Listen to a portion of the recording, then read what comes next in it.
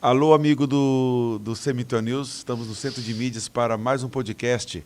O tema de hoje é a Guerra da Iugoslávia. É um conflito étnico, político, que nós vamos detalhar nesse podcast. Convidei aqui a Gabriela Aragão para um delicioso bate-papo sobre esse conflito trágico que marcou a história da humanidade. Você curta, compartilhe. Esse projeto ele é disponibilizado no canal no YouTube História em Conexão, Cemitério News no Instagram e também pela TV Assembleia e TV Palmas. Esteja conosco. Voltamos daqui a pouco.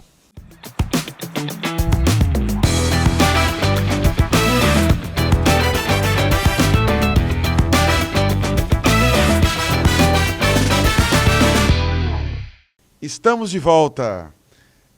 Tudo bem, Gabriela? Sim. Estamos com a Gabriela Aragão, né? Jorge Amado chamava cravo e canela, né, Gabriela? Uhum. Mas será que você tem a personalidade da Gabriela lá de Jorge Amado? Não, com certeza não. Ainda bem que não, né? Porque ela podia cair o mundo, ela estava do mesmo jeito, né? Uhum. Brincadeiras à parte. E aí, tudo bem, Gabriela? Tudo bem nervosa, na verdade. Mas é normal, nós vamos conversar sobre um tema muito interessante, É bem viu? pesado. Tema pesado. Mas, assim, o nosso ouvinte, ele que nos acompanha já há um tempo, ele sabe das regras, né? Que o convidado escolhe o tema e tal. E tínhamos um outro convidado e, por motivos particulares, ele não pôde estar presente. E estamos aqui com você para falar da Guerra da Iugoslávia. Apesar que era um tema que eu te passei, né? Você não foi escolhido por você. Mas, assim, por que você se interessou por esse tema? Porque você poderia falar, não, professor, eu não quero esse tema, eu quero outro. Mas você falou, não, eu quero falar sobre isso. Por quê? É porque era o tema que já tinha. Eu não vou mentir. Fala realista. Era o tema que já tinha. Aí eu resolvi ir, aceitar. E até que é bom, porque eu ia aprender algo que eu não sabia. Porque eu nunca estudei sobre a Iugoslávia, eu não sabia sobre o que era isso, o que era esse país. Quem sabe é a minha mãe, porque ela viveu na época. Mas eu nunca soube exatamente disso, mesmo sendo uma amante de história. Então eu resolvi estudar, aprender algo novo. E é bem interessante. Mas, né? Existem umas brincadeiras nas redes sociais de chamar de Enzo pessoas do século 2000 para cá, né? Uhum. Então é um tema que não foi vivido pelos Enzos, né? De forma brincando assim. As Valentinas. Nem pelas Valentinas, nem pelos Enzos. Como diz, só para os trintões a mais.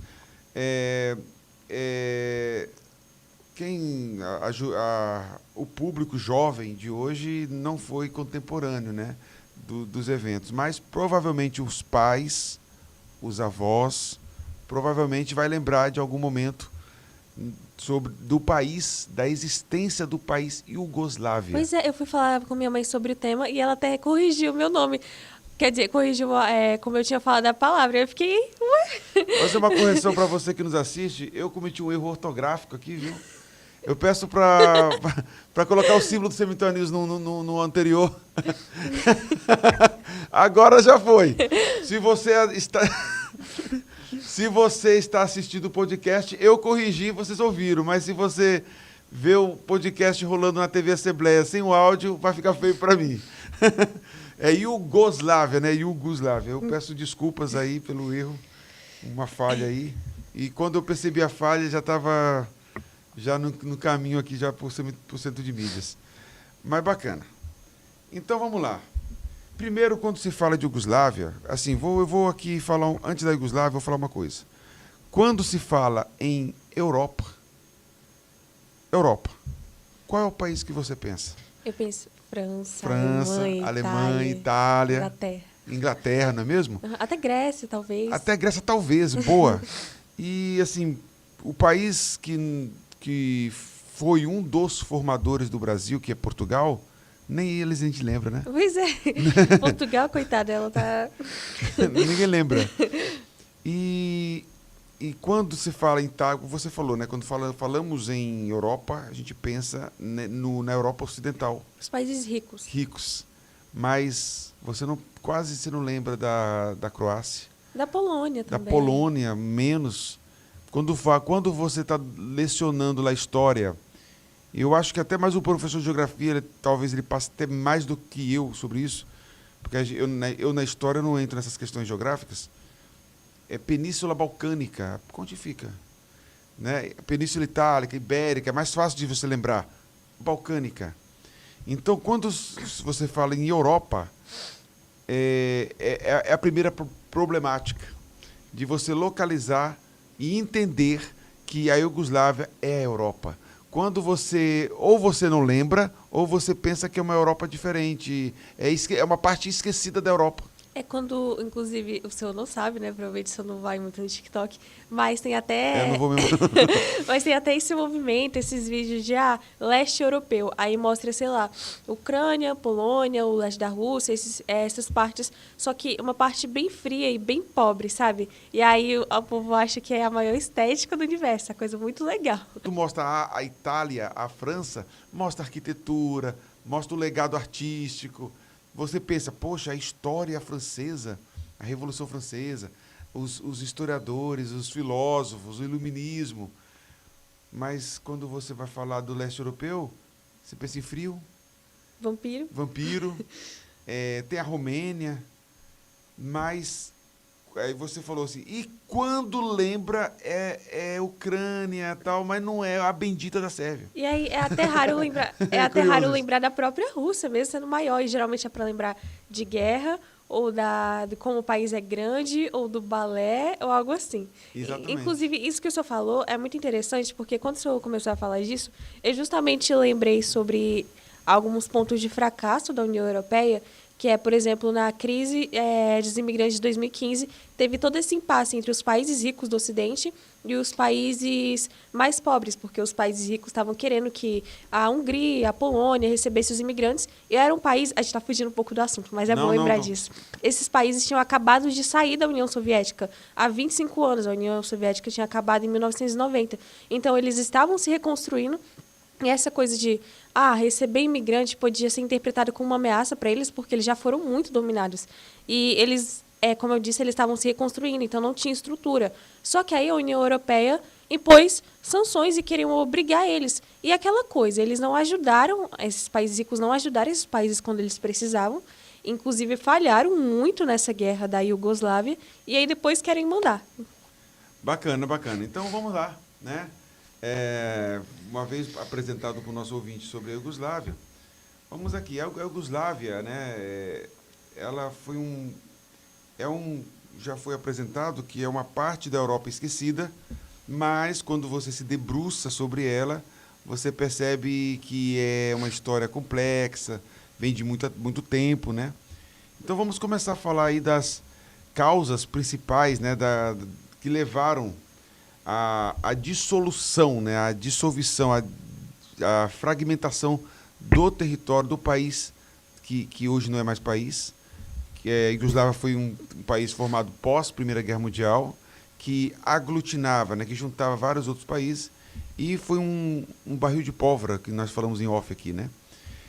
Quais foram as principais causas políticas, étnicas e econômicas que levaram à fragmentação da Iugoslávia? Então, é interessante pensar nisso, porque muita gente acha, foi... qual é o nome mesmo? Foi as diferenças étnicas e religiosas, as históricas. Mas, quando eu estava pesquisando, eu vi que não era necessariamente isso. Na verdade, os países alguns até que se davam bem, tanto que alguns croatas viviam na Sérvia, sérvios viviam na Croácia. Tinha essas tensões, essas diferenças, mas eles viviam de forma uniforme, tinha essa convivência. Tanto que 25% dos casamentos na Bósnia eram mistos. Só que, na verdade, essa tensão ela foi muito explorada pelos próprios políticos nacionalistas. E a gente não pode esquecer lá do projeto da Grande Sérvia, que era... qual era o nome mesmo? Que era o projeto de juntar todos esses países. Tinha um sentimento pan-eslavismo, né?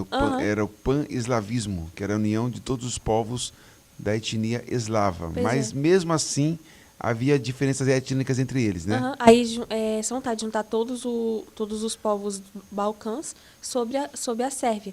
E aí, quando a gente pula para a década de 90, que foi quando começou a guerra, foi muito explorado, principalmente pelo Milosevic, acho que é assim que fala o nome dele, porque...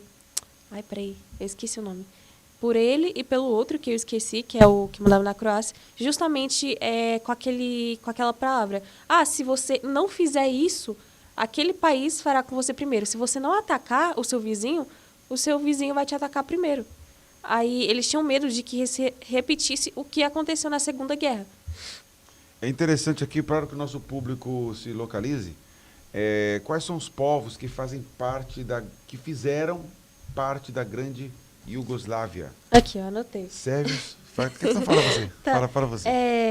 República Socialista Federativa da Iugoslávia, que existiu de 1945 a 1992. Era composto por 6 repúblicas: Eslovênia, Croácia, Bósnia e Herzegovina, Sérvia, que incluía 2 províncias autônomas, que era Kosovo e Voivodina, Montenegro e Macedônia. Então, esses eram os povos que faziam parte. Quando você fala em Iugoslávia, ela significa terra dos eslavos do sul. Ou o que mais aqui? É isso mesmo. Peraí, eu também anotei. Vai lá. Que eu anotei isso. Que era sobre, no século VI e século VIII, alguns eslavos... Ah, não foi nessa época. Peraí. Foi. Mas é porque alguns eslavos foram para essa terra e nessa terra já existia alguns povos, já que no século... acho que 8 antes de Cristo e 5 depois de Cristo já habitavam os gregos, os trácios e os ilírios, então não era um lugar desabitado. E aí os eslavos, eles inclusive se tornaram um povo predominante em algumas regiões. Aí teve toda essa mistura.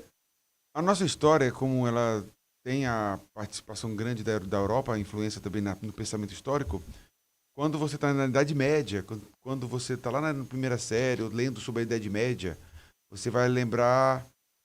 Não, Idade Média, entre aspas, vou recuar. Idade Antiga, no Império Romano. Você já se deparou com o tema os bárbaros, né? Os povos bárbaros. Que os romanos já falavam Já assim. chamavam de bárbaros.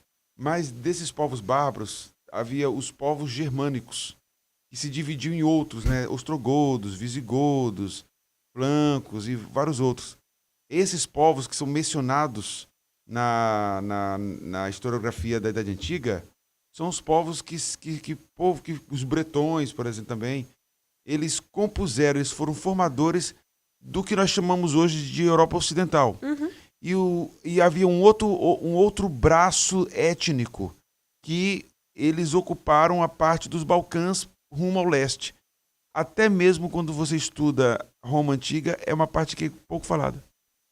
A gente se concentra mesmo nos agentes formadores da Europa Ocidental. Pois é, por exemplo, os ilírios, eles já habitavam a costa do Adriático, onde hoje fica a Albânia, o Montenegro e a Croácia. Inclusive, eu não conhecia esse povo. É interessante que eu só conheci depois que eu fui estudar. E mais ao leste, na região que hoje corresponde à atual Bulgária, partes da Romênia e a Sérvia, viviam os trácios. Aí, no sul da península, que ficavam as cidades-estado dos gregos. Aí, fundando colônias por toda a costa e deixou um legado cultural imenso. Esses povos, tradicionalmente, eles eram subjugados pelo Império Romano, por outros... Pois é, e lá habitava a região da Macedônia, de onde saiu Alexandre o Grande, que foi conquistar o mundo. Isso, é por isso que dá o nome de eslavo, né? Escravo e eslavo têm a mesma etimologia. Curioso isso. Então, eles historicamente, eles tinham uma herança de ser escravos. Pois é, e aí o que foi transformador é que esses povos, como muitos outros povos que Roma fez, eles foram começando a ser integrados pelo próprio Império Romano e a península foi dividida em províncias. Isso tornou uma parte muito vital do Império.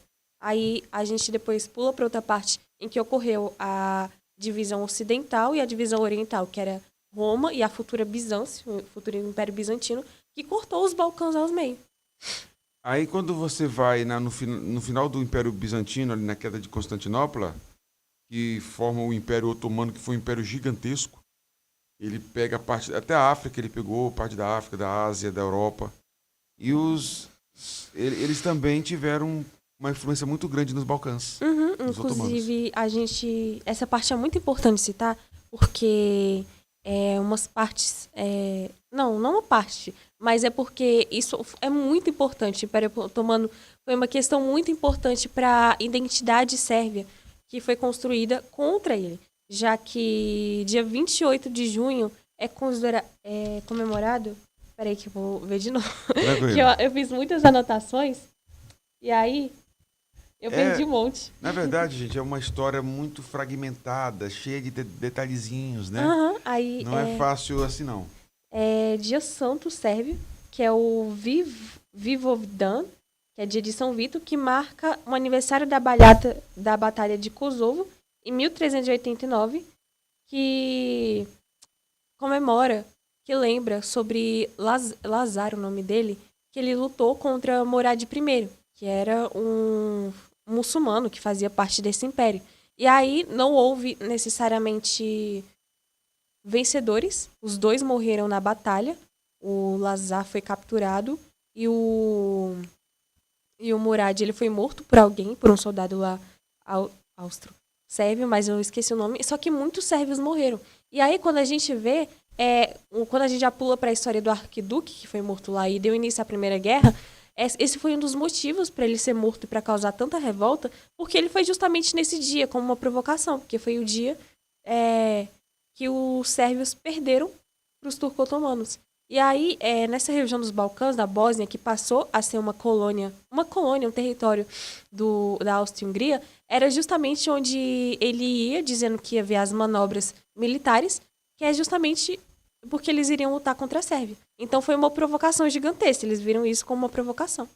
Eu estava vendo aqui que é o seguinte, logo depois da Segunda Guerra, né, primeira, que foi a união dos povos, segunda, né, dos povos eslavos, que é a grande Iugoslávia, também a questão, tem a República Socialista Soviética, a grande Rússia, e formou um bloco socialista também ali na Iugoslávia, comandada por Joseph Broz Tito. Tito foi uma pessoa muito importante. Foi importante. Bastante importante, tanto que é impossível você falar da Iugoslávia sem falar dele. Isso. Porque ele dava aquele sentimento de unidade para a Iugoslávia que faltava, de forma artificial, porque querendo ou não, ela iria se desintegrar. Mas a partir do momento que ele morreu, tudo se desintegrou, porque ele era a figura central, a figura unificadora e, por incrível que pareça, acho que muita gente não sabe, mas ele tinha muita moral lá fora. Tanto que ele quase foi morto por Stalin 5 vezes, porque já é documentado 5 vezes que Stalin mandou matá-lo, porque ele não queria integrar coisas do socialismo da União Soviética na Iugoslávia. Isso, eu já vi essa crítica também. Muitos historiadores apontam que por mais que o socialismo implantado pelo Tito era um socialismo mais interessante se pensar do que o do Stalin. Não é isso? E ele foi o fundador e um dos principais membros do movimento dos não alinhados na Guerra Fria, que não ficava do lado nem dos Estados Unidos, nem da União Soviética. É curioso isso. Pois é. Mas ele era uma figura unificadora, mesmo nós sabendo que aquela região dos Balcãs era uma concha de retalhos, né? Então, as diferenças internas, mas enfim, embora tendo forças desintegradoras, ele era uma figura unificadora. Mas...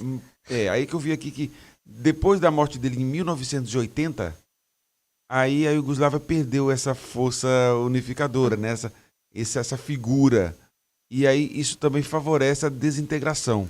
Assim, a gente também não pode esquecer que o Joseph, ele era essa força unificadora, mas nem sempre de forma boa. Porque qualquer movimento nacionalista que ameaçasse crescer, ele já cortava pela raiz. Ele já mandava oprimir, matar, essas coisas. Então ele tinha uma face autoritária internamente lá.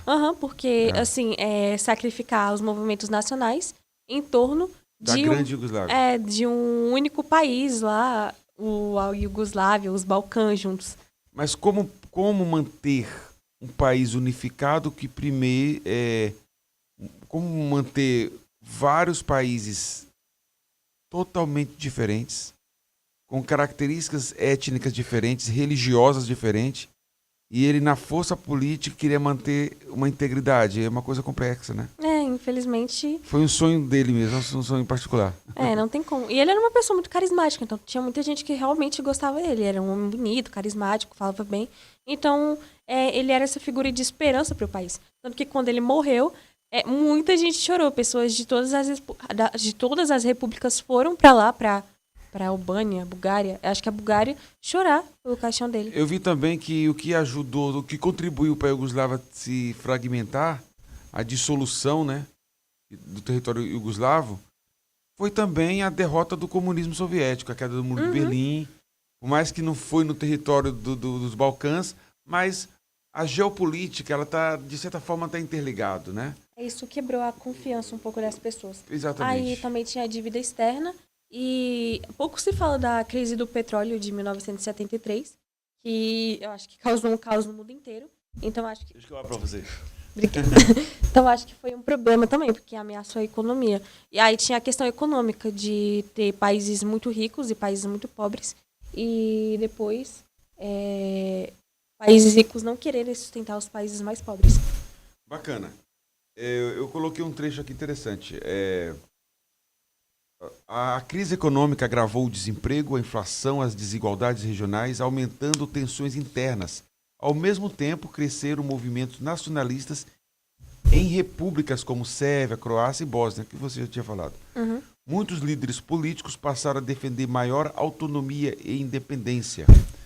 Com a morte dele, começa a surgir lideranças que buscam a independência do seu território.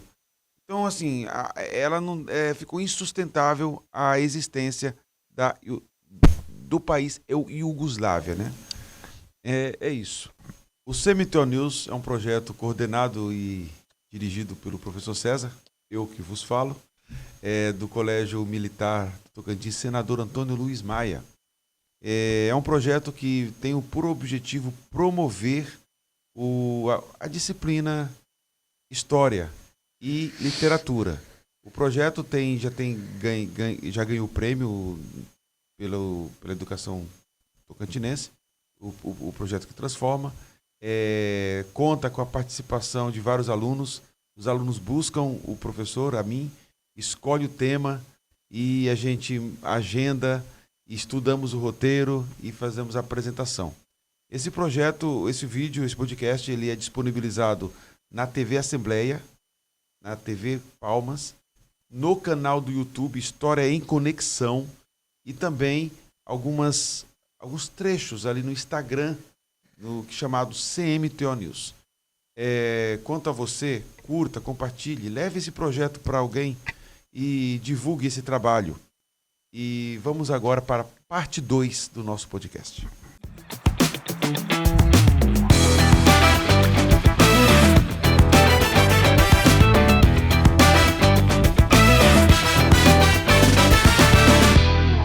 Estamos de volta aqui com o podcast A Guerra da Iugoslávia com Gabriela Aragão. No bloco anterior, falamos um pouquinho dos conflitos que existiram ali na região dos Balcãs, né? Étnicos, a figura do Tito. Falamos também de como as questões, os fatos externos, como a queda do Muro de Berlim, o fracasso de Stalin, né? Do socialismo soviético, era o Gorbachev, né, na época. Tudo isso respingou no regime de Mila, meu nome do cara? Milosevic. Milosevic, que é o sucessor de Tito. Então, vamos aqui para o bloco 2, né? Vamos dar continuidade. E aí vamos falar do nacionalismo, né? Eu acho que antes de falar sobre isso, pois rapidão, não, vai lá. eu acho que a gente tem que citar que se não foi a guerra da Iugoslávia, todo o massacre que aconteceu, não foi o primeiro. Porque na Segunda Guerra, houve guerra civil dentro dessa própria Segunda Guerra, porque os nazistas, obviamente, interferiram, dominaram dominaram a Iugoslávia, interferiram em tudo. E aí a gente viu os Ustasi croatas, que era um partido, que inclusive era o partido, acho que não era o mesmo de Tito, o de Tito era outro. Os croatas, eles eram fantoches nazistas e eles mataram centenas de milhares de sérvios em seu território.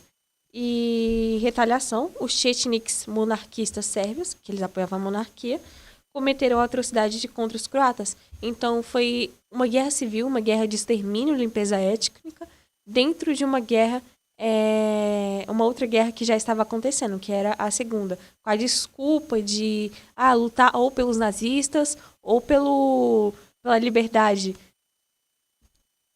Então havia limpeza étnica promovida pelos nazistas lá dentro. Também. É porque eles... Ou entre eles também? Entre eles, porque eles aproveitavam pra se matar. Gente, vou falar uma coisa aqui que às vezes as pessoas, por alguns ideais, elas querem suprimir e jogar sempre na conta do europeu. O fator limpeza étnica foi presente na Europa, foi presente na Europa da Alemanha, de Hitler, foi presente na região dos Balcãs e também foi presente na África. Não sei se ainda hoje é presente. Mas, assim, sempre houve essa questão de uma cultura, ou tribo, ou civilização se sentir mais evoluída do que outra, né? Que envolve essas questões xenofóbicas, etnocêntricas, racistas, né?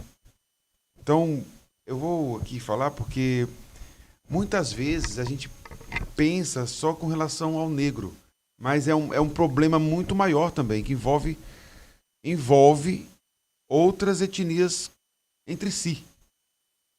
Como foi na região dos Balcãs, também tinha muitos conflitos étnicos, né? E limpeza étnica, não é mesmo? Havia questões assim de expulsões, de estupros coletivos, né? Sim. Quer falar um pouco nisso pra gente falar do nacionalismo? Aí, nossa. Porque é um tema delicado, né? Peraí, rapidão. É porque aí já entra em uma outra questão, que foi o país mais odiado, né? Que é a Sérvia, que a Sérvia foi o pior. Ai, peraí. Eu vou achar aqui, gente. Enquanto você fala, porque quando falamos de Hitler, que ele subjugou e perseguiu e matou judeus, por considerar que o judeu estava numa linha evolutiva inferior ao ariano, chamado esse racismo, a eugenia, né? A busca pela raça pura, as pessoas não esquecem de mencionar que não é todo branco que na mentalidade do partido nazista era superior. Por exemplo, os eslavos eles consideravam povos inferiores. Não só Hitler, vários teóricos da sociologia moderna, salvo engano aqui, até Karl Marx e Engels, eu acho que eu não estou errado não, também tinha um olhar preconceituoso com relação aos povos do Balcãs. Considerado bichos, considerado pessoas inferiores. A Europa praticamente se odeia, né? Exato. É bom falar isso, como nós falamos do racismo, que é muito maior do que a questão somente com o negro, mas há racismo também com outras etnias. A questão da eugenia também, a gente só lembra da Alemanha em relação aos judeus. E esquece também que não era só judeus que eram inferiores na cabeça dos arianos. Os ciganos. Quando eu falo alemão, gente, não é Alemanha, os alemães. Eu falo o Partido Nacional Socialista dos Trabalhadores, apelidado de nazismo, né? O Partido Nazista.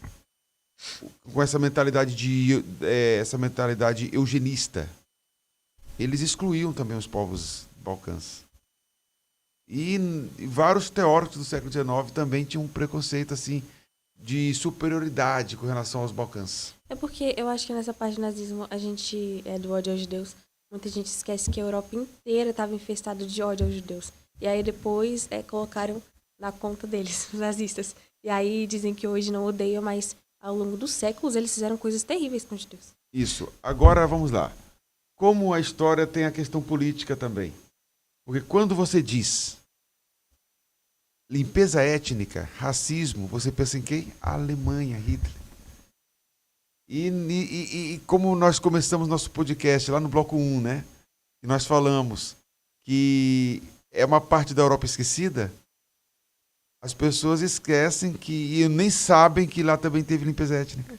E os Balcãs, nossa, pois é muito né? triste. É triste. E é um lugar muito lindo, assim, com várias culturas incríveis. É uma pena que tenha isso. Aí a gente já entra no começo da guerra, que foi em 1991, que foi a Eslovênia querendo a sua independência, a Croácia e a Bósnia. E aí a gente começa falando de 1991, que foi o massacre de Vukovar, que foi uma guerra na Croácia, que teve início um cerco àquela cidade de Vukovar durante 87 dias. E o exército que eu falei, que era o da Iugoslávia, era Exército Popular Iugoslávio, JNA. E paramilitares sérvios, eles bombardearam a cidade com uma intensidade que não se via desde a Segunda Guerra. Assim, bombardearam muito mesmo. Aí a cidade caiu em 1991, e quando ela caiu, ocorreu um dos episódios extremamente sombrios da Terra, que foi, eu acho que o senhor sabe que quando ocorre guerras, as pessoas costumam se abrigar nos hospitais, né? Sim. E aí, centenas de pacientes, funcionários e civis buscavam refúgios e eles foram retirados à força. E aí, cerca de 260 pessoas, a maioria croatas, foram levadas para uma fazenda de porcos em Ovikaran. Não sei como é que fala, mas algo assim. Tudo bem. E espancados e executados em grupos de 10 a 20 ao longo de várias horas, sendo enterrados em uma vala comum. Aí sobreviventes relataram que vizinhos sérvios, para você ver até como os civis são terríveis, entravam nos campos de prisioneiro para identificar e denunciar antigos conhecidos croatas, que depois eram levados e executados. E é tão profundo esse trauma que até hoje muitas famílias sentem dor, e aquela cidade, ela representa aquela crueldade que aconteceu, sabe? Já começou dessa forma a guerra. É um episódio trágico, né? É um tema delicado. E que é bom a gente ter lembrado desse tema para tratar no podcast, justamente para quebrar, né, que a Europa não é só ocidental, né? Tem uma história muito complexa, tem belezas culturais e um passado complexo e trágico como é a Europa Oriental. Oriental não, é oriental, né? Leste europeu ali. Beleza. Então, assim, Gabriela, o nacionalismo, né, muitos historiadores colocam o nacionalismo como um dos fatores que acentuou esse conflito entre os sérvios, croatas e bósnios. Uhum. Então é por isso que Tito é uma figura unificadora, mas era complexa, porque não era a Iugoslávia contra em relação aos outros países. Internamente, a Iugoslávia era um conglomerado de vários países, e entre eles havia um nacionalismo também exagerado, né? Um nacionalismo forte. Não vou falar exagerado, né? Vou retirar. Um forte nacionalismo. Fale sobre esse fator dentro do conflito. Eu acho que é orgulho da própria cultura, mas aí já entra no quesito de que em cada país existiam várias pessoas desses outros países. E que quando a pessoa ela se denomina croata, sérvia ou bósnio, não é necessariamente o país. Não é porque ela nasceu na Bósnia, na Croácia e na Sérvia. Tanto que o primeiro bósnio mesmo, que não tem a ver com religião, nasceu em 2014. Quando uma pessoa ela se declara, ou melhor, declara aquele bebê que nasceu croata, por exemplo, é porque ele vai ser de uma família ou vai ser católico, o sérvio, o ortodoxo e o bósnio, o muçulmano. Então, quando eu falei que em 2014 nasceu o primeiro bósnio, é porque ele não precisou colocar na identidade dele que era muçulmano. Ele é bósnio mesmo porque nasceu naquele território. Os pais dele lutaram por isso. E aí, quando esses países declaram independência, não é só questão de nacionalismo, querer dominar, mas é porque existiam várias pessoas de vários territórios nesses países. Por exemplo, na Croácia existiam muitos sérvios. Então, é como se fosse se perder do Estado-mãe. E é como se algumas pessoas tivessem medo de que eles sofressem muito na Croácia, até porque eu já falei, né, já citei. Na Segunda Guerra, os croatas já cometeram atrocidades contra os sérvios. Então, esse medo também acentuou tudo. Então, uma combinação de nacionalismo com medo, a gente vê o que acontece. Você que gosta de futebol, e é 30 a mais, né? Não é Enzo, né? É 30 a mais, 40 a mais. Você vai lembrar da Copa do Mundo, né? Eu ia citar isso. Dos amistosos. Eu anotei isso. E era um grande desafio para o técnico da Iugoslávia fazer um time. Porque jogadores de países que se odiavam tinham que fazer parte da seleção. Uhum. Né? Você que acompanha futebol melhor do que eu, você pode até lembrar. Eu posso errar o nome aqui, mas eu acho que havia, se eu não me engano, cara, eu tô aqui na base da memória. Eu sou 40 mais. Stojkovic, né? Stojkovic. Bem, nós temos uma figura legal aqui nos bastidores. São Paulino João Pedro. Pronto. São Paulino tá registrado, ele não tá aqui para se defender, ele tá lá nos bastidores. Entendeu? Inclusive... Não, assim, para não perder a amizade, ele é corintiano. Pronto. Salve. Inclusive... Eu poderia não fazer... Só um minutinho, Gabriel. Eu poderia sacanear o João Pedro. Eu vou publicar aqui que ele é São Paulino. Mas pela amizade que tem com ele, ele é corintiano. Corrigiu? Tá corrigido? Ele é corintiano. É uma pena. Um abraço, João Pedro. Brincadeiras à parte. Inclusive, falando da Copa, quando as pessoas vão assistir a Copa de 98 na França, já não é mais Iugoslávia. É Iugoslávia. Só que é Bósnia... Não, é Sérvia e Herzegovina que estão jogando. A primeira Copa deles depois do fim das sanções da ONU, para você ver como é gigantesco, né? Como foi grande essa guerra. Então imagina o técnico na hora de convocar a seleção iugoslava. Um era croata, outro era montenegrino, outro era tal. Como é o nome? Nedved. O nosso bastidor que tá lembrando. Jogador. Na época da Iugoslávia. E o Stojkovic. Então, para você lembrar, não tem o Stoichkov da Bulgária? Stojkovic da Iugoslávia era um grande craque. Eu lembro dele. Eu era da idade de vocês? Eu lembro que era um grande nome. Então, assim, e um dos fatores polêmicos da época era justamente isso. A seleção da Iugoslávia, os jogadores eram de etnias rivais, cara. É uma coisa maluca. E aí, na Copa de 2006, que a gente vê a última vez deles juntos. Futebol é uma força agregadora, cara. Pois é. A música, o futebol. Pois é, aí já é com o nome de Sérvia e Montenegro. Que foi... não era Sérvia e Herzegovina, não, gente. Confundi, desculpa. Era Sérvia e Montenegro.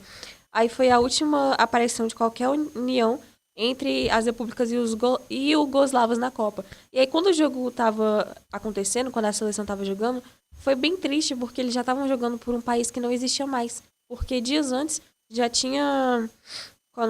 já havia sido votada a independência de Montenegro. E aí, até o técnico falou dessa dificuldade, porque os jogadores não se davam bem e eles viravam o rosto na hora do hino. Aí, ó. Muito triste. É triste. E é, assim, interessante nesse sentido de observar, né? Não que é interessante a convivência, mas estou falando assim, observar esses detalhes, né? Os jogadores não se confraternizavam juntos, né? Eu já vi outras seleções também, diziam que ali no jogo estava tudo uma coisa, mas o técnico tinha dificuldade nos bastidores. Os jogadores não queriam se unir, né? E era complicado. Então, o nacionalismo... ele foi um dos principais elementos, né, que alimentaram. Eu até coloquei aqui um trecho aqui interessante. Eu vou ler rapidinho aqui. O nacionalismo foi um dos principais elementos que alimentaram os conflitos nos Balcãs. Líderes políticos utilizaram discursos nacionalistas para fortalecer identidades étnicas e religiosas, incentivando rivalidades históricas entre sérvios, croatas e bósnios. Os sérvios, em grande parte cristãos ortodoxos, né? Se você for na história, a Igreja Católica teve um cisma do Oriente, aí tem ortodoxo, que foi o cristianismo predominante ali, defendiam a manutenção de territórios sob influência sérvia. Os croatas, majoritariamente católicos romanos, já buscavam uma independência nacional. E os bósnios muçulmanos tentavam preservar a unidade da Bósnia. Então, aqui, rapidamente. A Sérvia, de origem religiosa católica ortodoxa. Os croatas, católicos romanos, apostólicos romanos. O católico que a gente conhece no Brasil. E os bósnios de origem muçulmana. Claro que o católico ortodoxo e o romano tem um diálogo. E o muçulmano é um elemento totalmente extra, né? Estranho para esses dois pontos. Como é que conviver em um país, cara? Isso é. E pior que é louco a gente pensar que os maiores inimigos foram a Sérvia e a Croácia. Só que a Bósnia, ela tava lá, coitada, no meio, e aí ela foi a que mais sofreu com isso. Exatamente. Tanto entre eles quanto no início da primeira. Agora recuando, né? Quando é capturada Sarajevo. Uhum. E foi lá que morreu o arquiduque austríaco, né? Pois é. Caramba, gente, a Bósnia se os Balcãs é é o barril, a Bósnia é o pavio. Coitadinha. E aí, esse negócio Interessante isso aí. do Ferdinando, muita gente fica assim, ué, só porque ele foi morto do nada e aí aconteceu a guerra. Gente, na verdade, ele pediu um pouquinho por isso, porque eu acho que eu falei, né, que foi na data de 28 de junho, que foi, eu acho que eu falei só pro senhor, né, eu não falei aqui, que na data 28 de junho é uma data muito importante para os sérvios, porque... Ah, não, eu falei, agora eu lembrei que eu falei, mas é triste pensar na Bósnia porque ela era dos otomanos, passou para os otomanos, e aí depois passou para os austríacos, e frustrou os planos da Sérvia, e que pouco tempo depois, umas décadas depois, ela seria a que mais sofreu. Porque quando a gente vai olhar para a guerra, a partir de 1992, ela sofre muito. Só que em 1995, eu acho, que foi o período que ela mais sofreu. É bacana. O nosso tempo já está um pouco avançado, né? Passa rápido, não passa, Tinha Gabriela? tanta coisa para falar. Tá vendo, Gabriela? Então, assim, nós não vamos ter tempo de aprofundar, mas vou mencionar aqui que durante esse conflito no interior da Iugoslávia, que levou à fragmentação, houve a participação da ONU. A ONU foi muito criticada, porque... Muito criticada que ela não...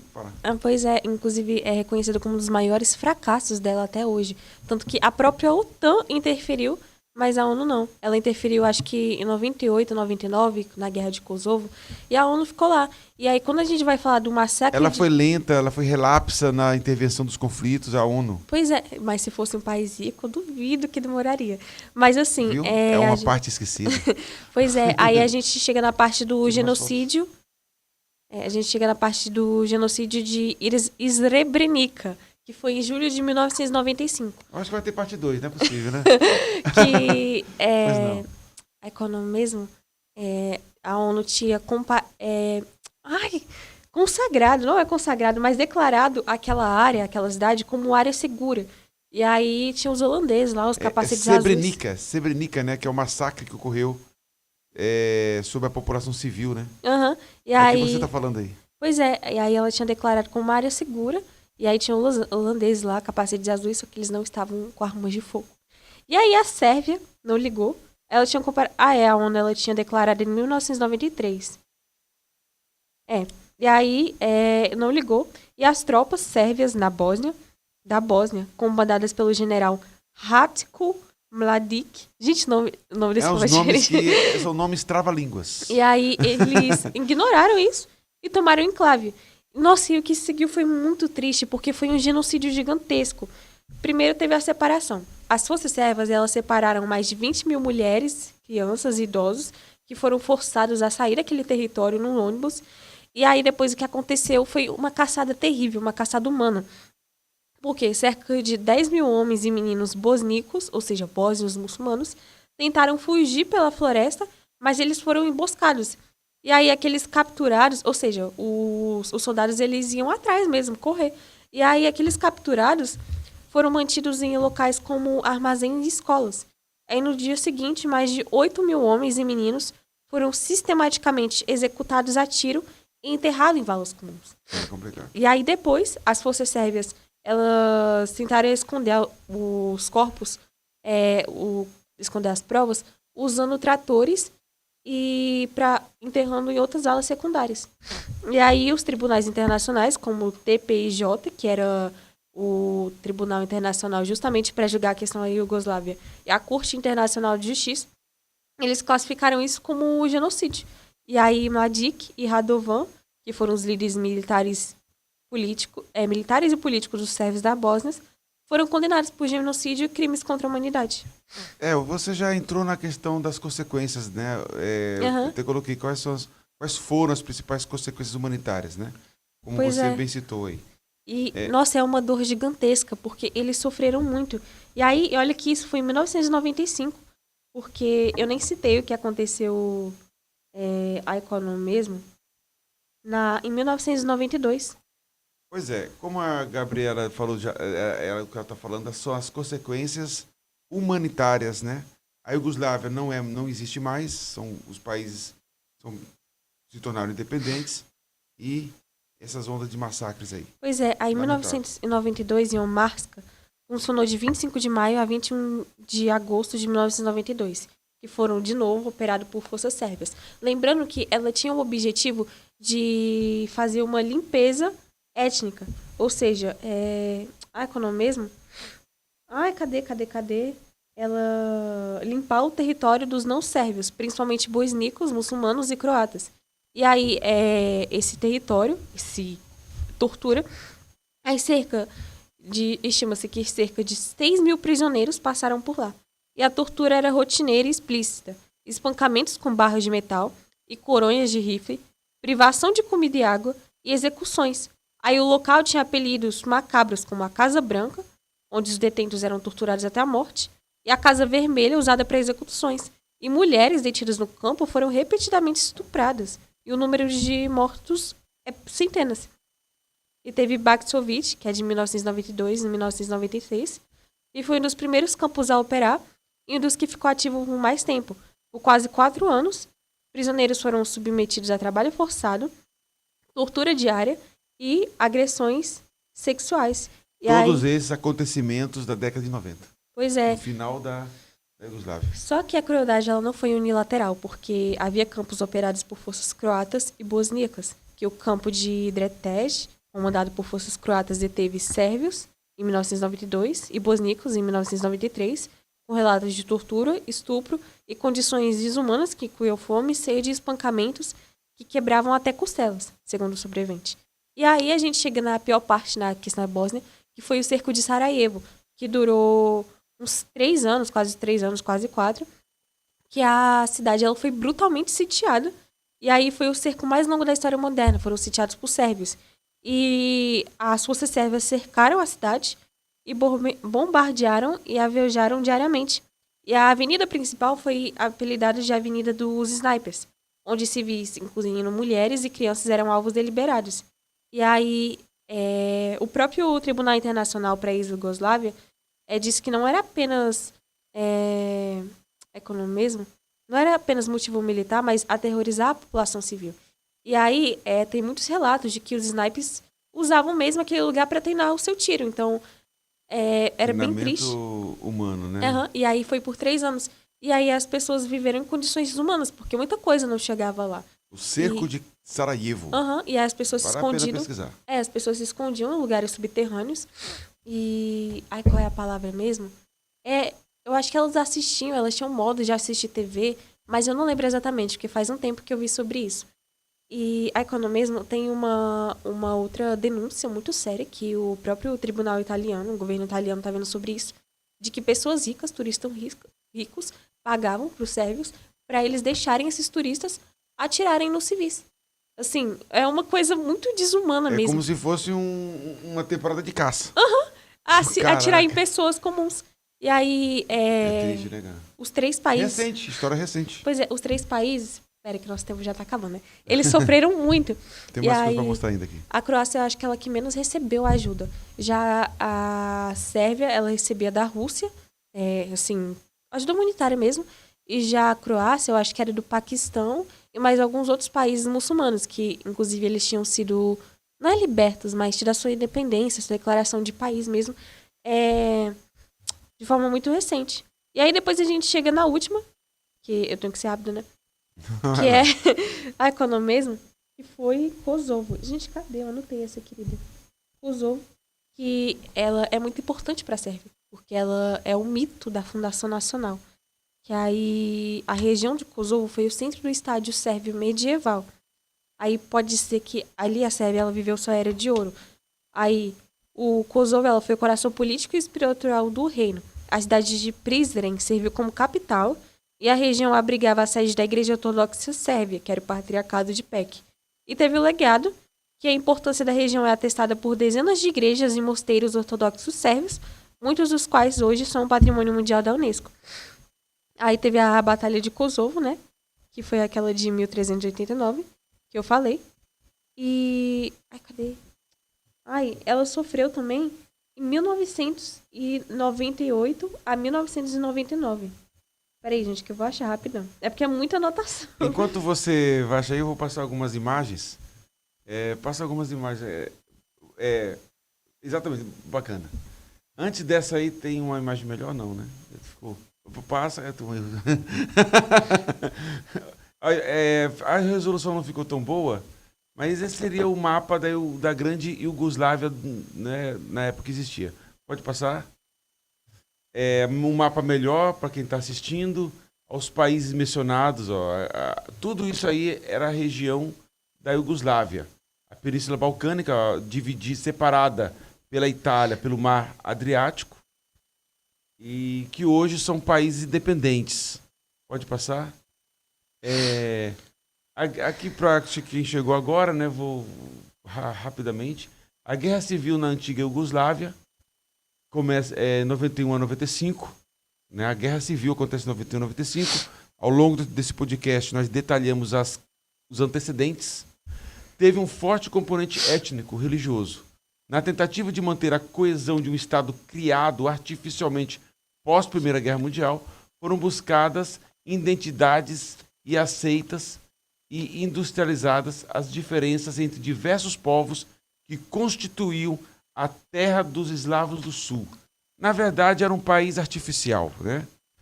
A partir de 80, as diferenças foram realçadas e durante a guerra levada ao extremo, especialmente nos territórios da Croácia, Bósnia e Herzegovina. Pode passar? A Iugoslávia foi um país da região dos Balcãs, no leste europeu, que reuniu quase 24 milhões de pessoas entre 1929 e 1991.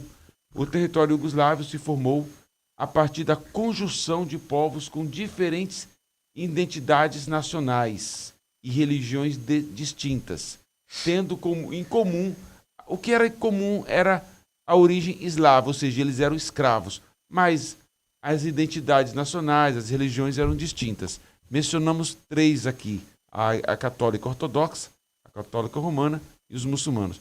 Pode passar para adiantar. É a bandeira da Iugoslávia. Morta já. Bandeira morta, finada bandeira. Uhum. Vamos passar. Ali é mais ou menos o mapa, né, em verde. Pode passar. Atualmente é isso aqui. Não é mais Iugoslávia, é isso aqui.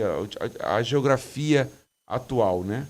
Eslovênia na parte do norte, Bósnia, Croácia, Sérvia, Kosovo, Macedônia. E essa é a configuração atual. Pode passar? Com a crise do bloco socialista, no final dos anos 80, uma nova fase se abriu para a história da Iugoslávia. Aí já falamos, né, que os fatores externos contribuíram também. Uhum. Com a queda do Muro de Berlim, com o fracasso do comunismo soviético, tudo levou também à ruína política, que também era socialista, da Iugoslávia. Aqui, ó, Slobodan Milosevic. Esse ser odiável. Pois é, pode passar. Em 98, foi a vez de Kosovo. Acho que foi o último, né? Província ao sul da Sérvia, lutar por sua independência. O problema na região era mais delicado pelo fato de o território de Kosovo ser considerado berço cultural e religioso para os sérvios. Como eu citei. Então foi mais delicado porque eles tinham uma ligação religiosa com a Sérvia. E emocional, assim. O Milosevic, ele explorou muito isso, essa ligação. O mito fundador tá em volta do Kosovo. Que era a capital, assim, onde a Sérvia viu sua era de ouro. Bacana. Nos 3 meses de conflito, que cessaram após a intervenção das tropas da OTAN. Já foi falado aqui no podcast, vamos adiantar.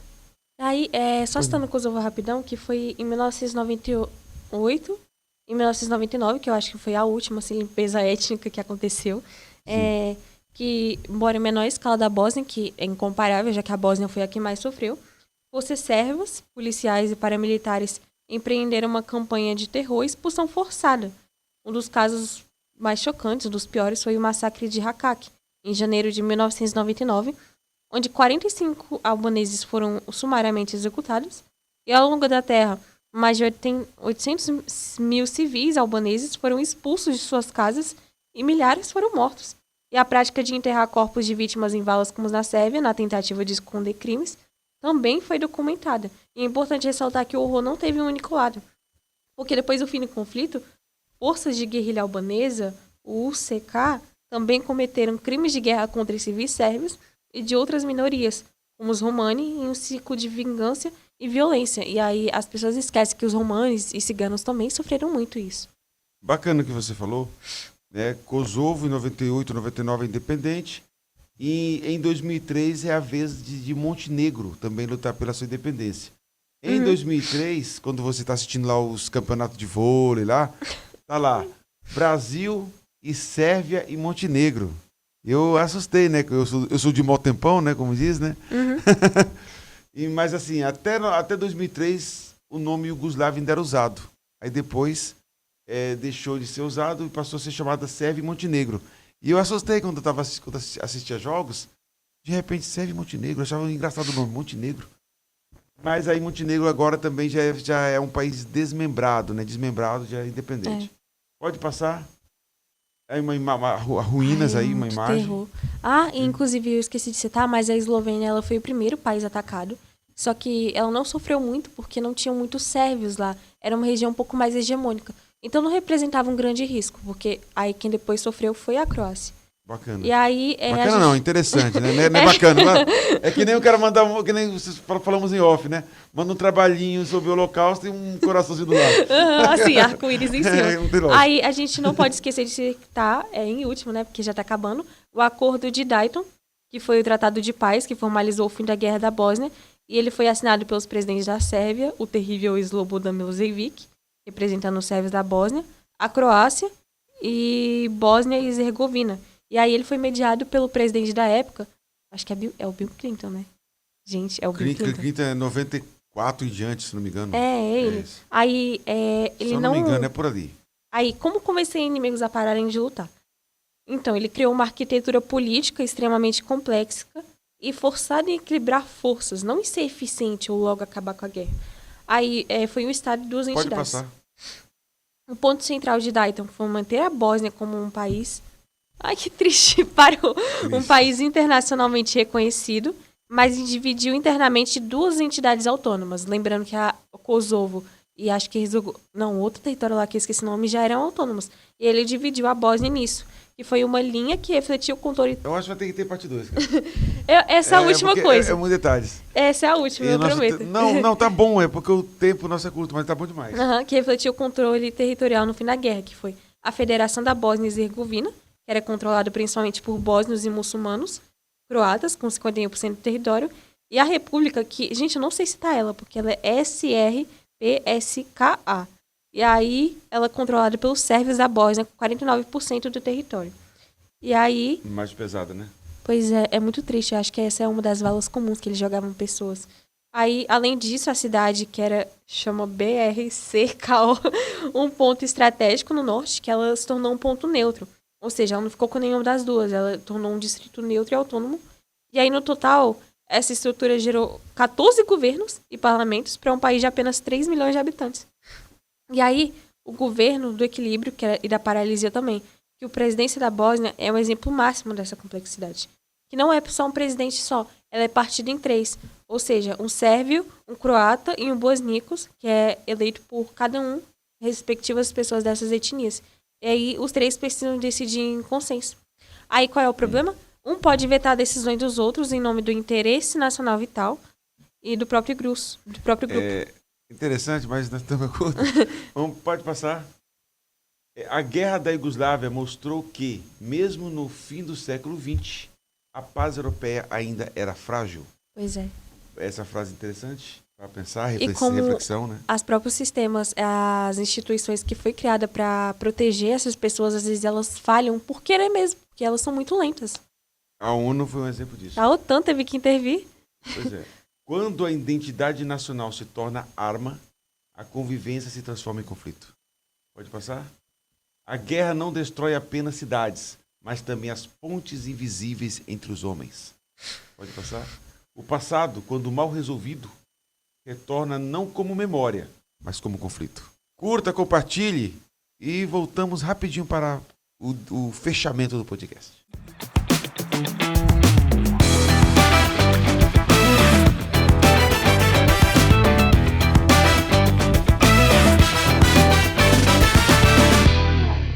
Estamos de volta.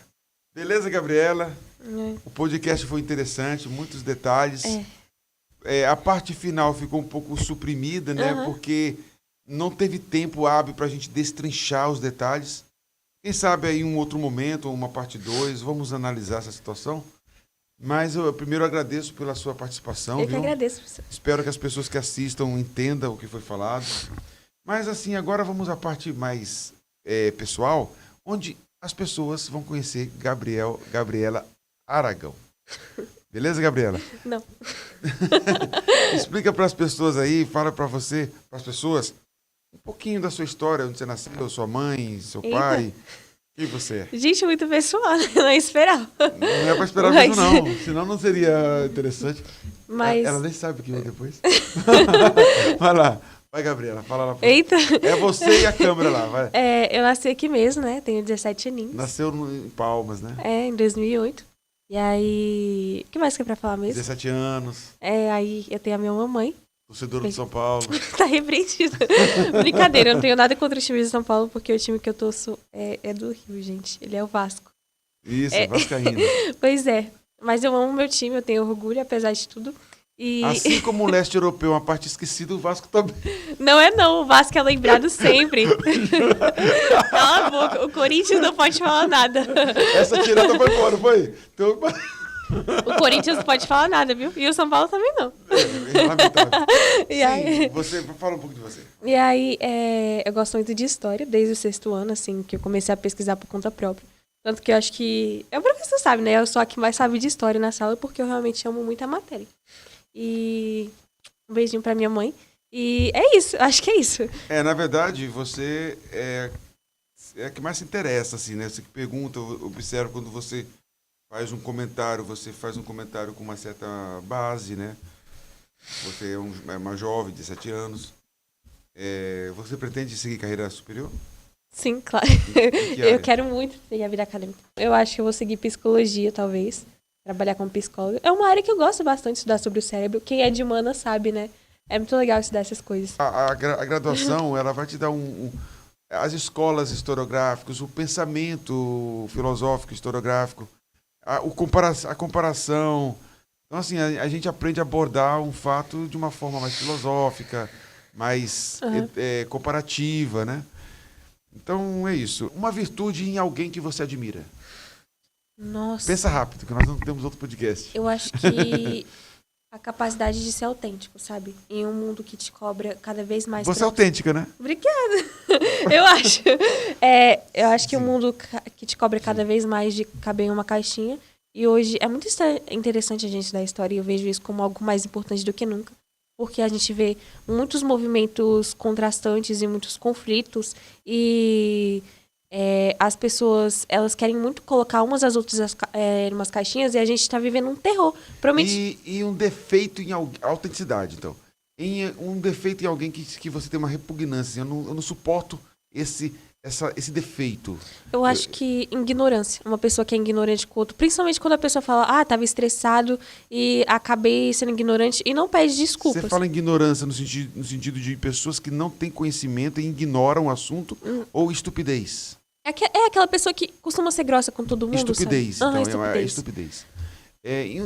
Uma qualidade sua? Uma qualidade minha, acho que... Fica quieta, tá? Eu tenho sim. Humildade? Acho que... Humildade? Sim, Jesus diria isso. Vai lá. Eu acho que... Eu ia dizer inteligência, né? Mas eu acho que é... buscar o conhecimento. Você se considera uma pessoa inteligente, não se considera? Eu acho que... A tua autoestima é muito boa. Pior que não é. Geralmente ela oscila. Mas eu acho que é a coragem, a capacidade de buscar conhecimento, essa curiosidade. E um defeito seu? A passividade, porque eu acho que acabo esperando muitas coisas, eu não sou uma pessoa muito ativa e acabo me vitimizando um pouco. Isso é um defeito que eu reconheço em mim. Isso é importante. Isso quer dizer que você tem uma autocrítica. Uhum. E autocrítica, agora eu tô falando, é mais importante que você falar de você mesmo. Quando o outro fala. A autocrítica é na minha opinião, minha experiência de vida, eu tenho 40 a mais.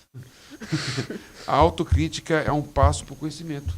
É um sinal de conhecimento, de pessoa predisposta a se auto-entender, se autoconhecer, saber onde você precisa melhorar. Entendeu? Isso é importante. Eu achei bom você falar isso. Parabéns por você ter essa leitura sua, porque falar da gente é difícil. Fácil é falar dos outros. Gabriela, faça o seu desfecho para eu encerrar. Gente, eu acho que... Ah, não, um momentinho. Câmeras fechadas na Gabriela. Mande um abraço, um beijo para as pessoas. Vou colocar 2 no máximo. Que você ama. Depois de Deus, né? Minha mãe, obviamente, né? Eu amo ela. A minha mãe. Aí, em segundo, eu fico em dificuldade de citar meu pai e o meu irmão. Aí é 3 pessoas, né? Mais um beijo. Sua família, né? A minha família. Dona Maria de Jesus, seu pai? Gilberto. E o André, o meu irmão. Abraço para você também, professor César, manda um abraço. Faça a consideração final breve que eu termino. Eu acho que, gente, é muito importante vocês sempre estudarem história, porque história não é uma matéria fácil, como muita gente pensa. Eu era muito iludida quando era pequenininha, eu achava que era sobre... decoreba. Pois é, eu achava que era sobre castelos e dragões quando era na Idade Média, mas a história, ela realmente é muito decepcionante. Não precisa decorar fórmulas, então não é decoreba? O que é decoreba? Matemática. Pois é, ela é muito decepcionante. Para, professor. Jogar pro professor, meu amigo Gilcinei. Matemática é decoreba, que só decorar fórmula eu aplicava. Pois é. Não muda nunca. Agora, meu desfecho. Gente, a história, ela é decepcionante porque ela mostra o pior do ser humano. Tem muito mais coisa ruim que a gente vai estudar do que coisa boa. Mas tem mais coisa ruim do que coisa boa, exatamente. Pois é, mas é importante porque vocês vão conhecer a si mesmos e vão evitar muita coisa. E você vai conhecer o cerne do ser humano. O que é o ser humano, como ele é e como a humanidade ela deve evoluir. Mas, ao mesmo tempo, vocês devem valorizar muita coisa e respeitar muita coisa, porque, infelizmente, a gente perdeu muitas culturas, muito conhecimento, porque outras pessoas não souberam respeitar outras. Mas sempre conheçam a história e saibam que vocês não devem repetir muitas coisas do passado, tá? Bacana. Obrigado, Gabriela, por você participar do podcast. Eu tava querendo há muito tempo. Quem estava preocupado de não passar 30 minutos, passou. Parabéns, muito bom. Eu agradeço você ter aceitado o convite. Depois desse podcast legal, né, descontraído e um tema muito sério, que é o tema da guerra da Iugoslávia, agradecemos você por nos compartilhar, por assistir o podcast. Esteja conosco. Curta, compartilhe, nos siga nas redes sociais. Aqui é César Augusto, História para Dentro da Cabeça. Tchau.